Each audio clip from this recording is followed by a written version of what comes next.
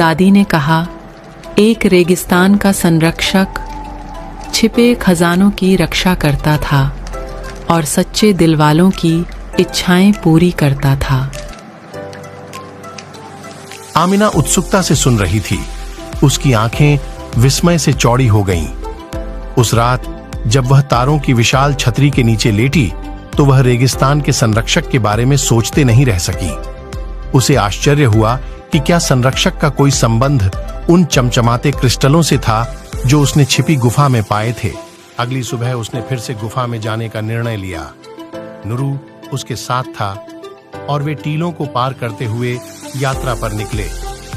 जैसे ही वह गुफा के पास पहुंची, उसने देखा कि गुफा के प्रवेश द्वार के पास चट्टानों पर प्राचीन चिन्ह उकेरे हुए थे।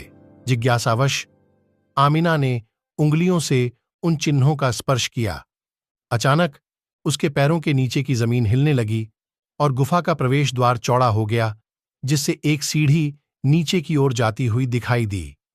उत्तेजना और चिंता के मिश्रित भाव के साथ आमिना ने सीढ़ियां उतरना शुरू किया, हाथ में एक छोटी सी लालटेन लेकर। जैसे जैसे वह नीचे जाती गई, हवा ठंडी होती गई और दीवारें और भी चमचमाते क्रिस्टलों से भरी हुई थीं। अंततः वह एक बड़े कक्ष में पहुंची, जहां एक शानदार आकृति बीच में खड़ी थी। उस आकृति ने बहते हुए वस्त्र पहने थे, जिन पर जटिल पैटर्न थे जो रेगिस्तान की रेत की तरह हिलते दिख रहे थे। आकृति ने बोली, स्वागत है आमिना, मैं रेगिस्तान का संरक्षक हूं।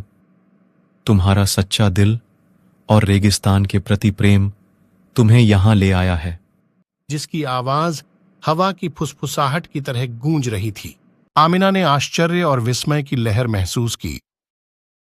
मैंने क्रिस्टल और चिन्ह पाए, उसने उत्साह से कांपती आवाज में कहा। इसका क्या मतलब है? ये क्रिस्टल रेगिस्तान का उपहार हैं। इसकी छिपी सुंदरता और शक्ति की याद दिलाते हैं। इनमें रेगिस्तान का जादू समाया हुआ है।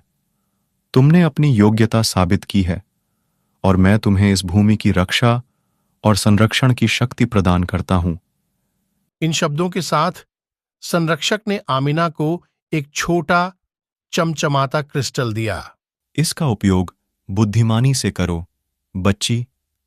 अब रेगिस्तान तुम्हारा साथी है और इसके रहस्य तुम्हारे हैं। आमिना ने वह क्रिस्टल स्वीकार करते हुए गर्म ऊर्जा की लहर महसूस की। उसे पता था कि उसकी जिंदगी हमेशा के लिए बदल गई है।